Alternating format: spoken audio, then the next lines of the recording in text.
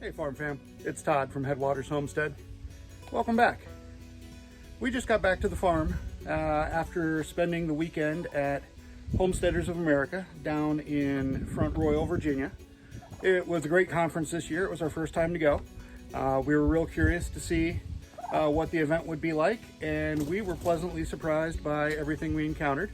So it was a great weekend. But now we're back on the homestead and we've got some chores to catch up on. It's a beautiful fall day. It's October 16th. It's about 51 degrees outside. We finally had a little bit of rain this morning, so it's a little damp out here, but it's nice and cool. It'll be a good day for getting some chores done around the farm.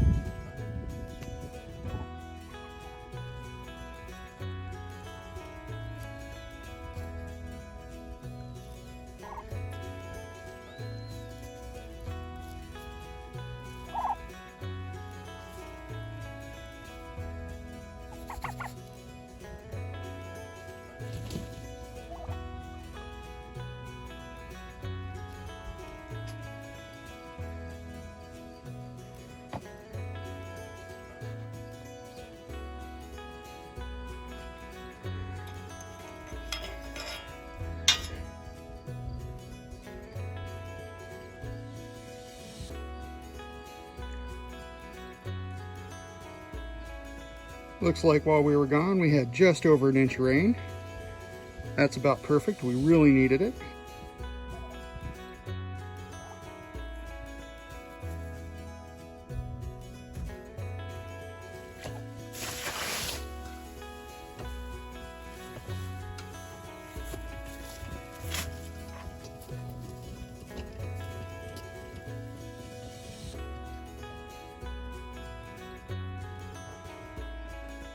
These nice cool days are good days to get into the chicken coop and actually switch out the pine shavings that we use for their bedding.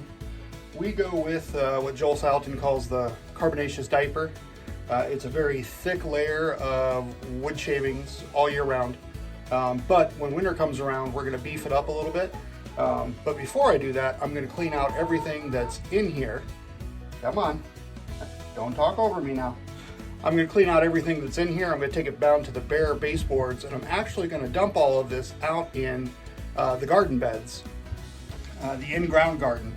What we're going to do is I'm going to spread it out among there. That way we'll have that good chicken manure and broken down wood chips in the garden beds. They'll be able to lay out there all winter.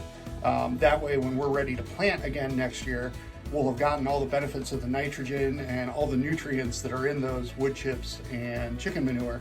But it won't be too hot to plant in at that time. It'll get tilled into the soil. It'll make a real nice soil amendment. So we're going to go ahead and get the shovel and the wheelbarrow here, and we're going to go ahead and clean this out down to the boards. And I've got some new wood chips up above. I'm going to have to stop at the local hardware and pick up some more, and we'll get them a nice thick layer to nest in. But cool days like this, best days to get in and change that out. Trying to do this in the heat of summer, it just gets way too hot back in there.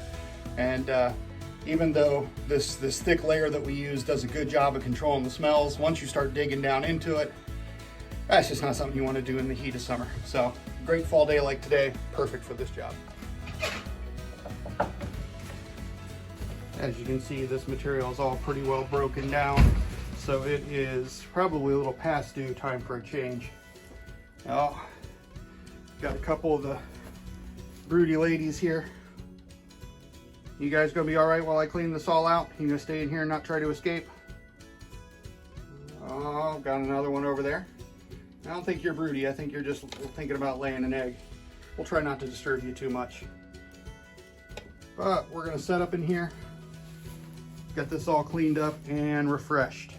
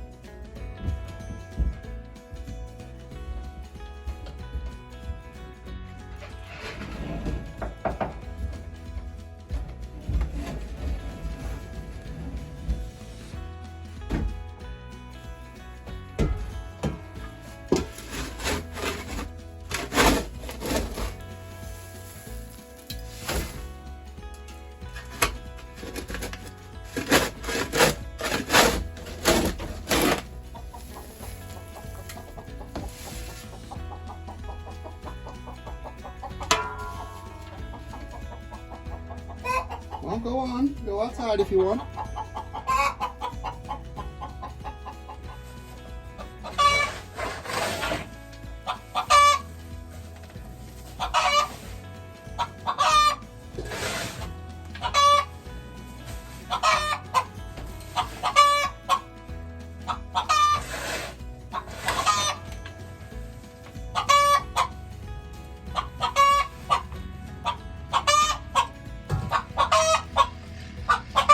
Getting in under where the hens roost is always going to be where the poop material is going to be the thickest.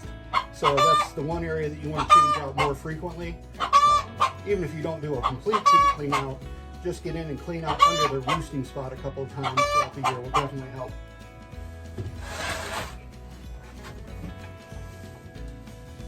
Of course, that's also going to be the most nutrient-packed material that we take out here.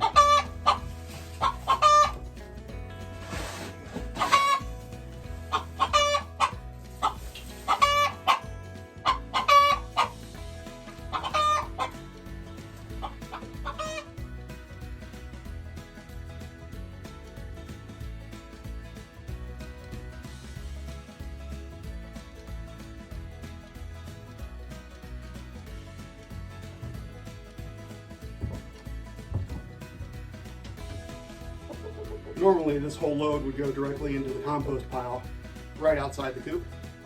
Because it's the end of the season though, like I said, we're going to take this down and put it in the in-ground beds so we can turn it in later and it will become fertilizer and extra nutrients and carbon for the soil.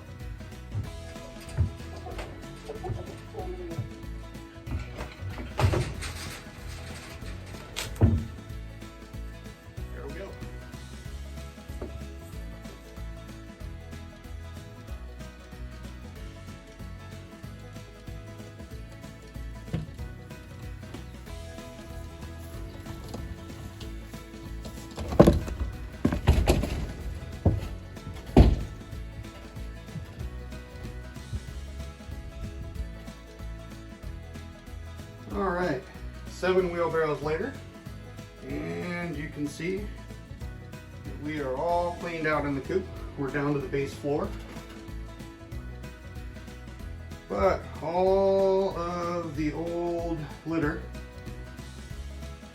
the pine shavings and everything else have been swept out. And you might notice there's some granules on the floor there. That is diatomaceous earth. You can use that or cat litter. I like to put that down on areas where moisture does accumulate because most of that moisture is going to be urine. Urine has ammonia in it, and ammonia is what will develop a smell in your coop. So, pre-treating it with a little bit of diatomaceous earth, which is of no harm to the chickens whatsoever. It's an organic, all-natural product.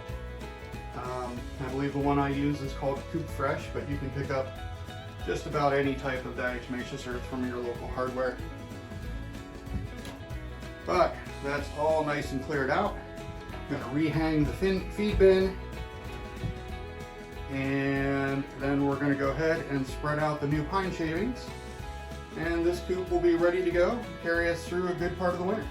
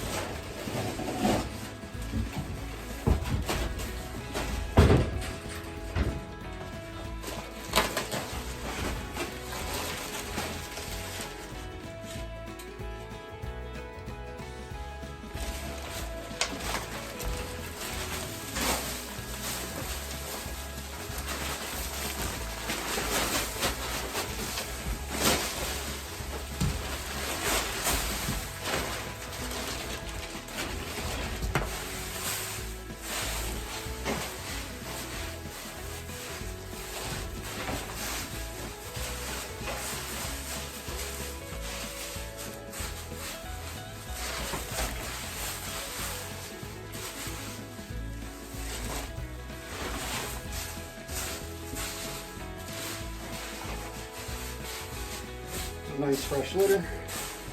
The girls will like that. And from there, we're just going to go ahead and fill her on up on all parts of the floor.